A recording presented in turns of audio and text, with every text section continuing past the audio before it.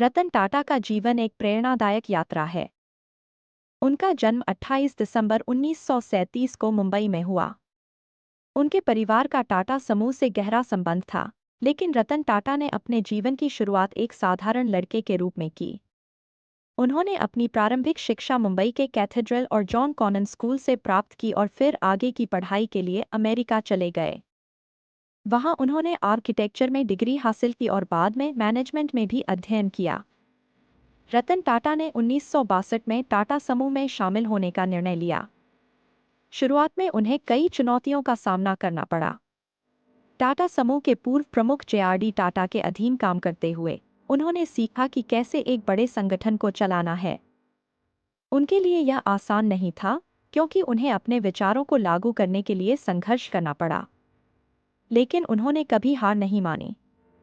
रतन टाटा के नेतृत्व में टाटा समूह ने कई महत्वपूर्ण मील के पत्थर हासिल किए।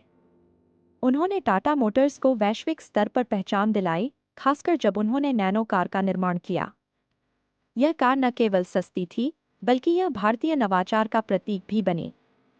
इसके अलावा उन्होंने टाटा स्टील, टाटा पावर और टाटा कंसल्टेंसी सर्विसेज जैसे विभिन्न क्षेत्रों में टाटा समूह का विस्तार किया।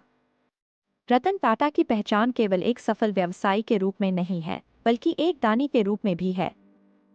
उन्होंने अपने जीवन का एक बड़ा हिस्सा समाज सेवा में समर्पित किया। टाटा ट्रस्ट के माध्यम से उन्होंने शिक्षा, स्वास्थ्य और ग्रामीण विकास के क्षेत्र में कई महत्वपूर्ण पहल की। उनका मानना है कि एक व्यवसाय का मुख्य उद्देश्य केवल लाभ कमाना नहीं, बल्कि समाज के प्रति जिम्मेदारी निभाना भी है।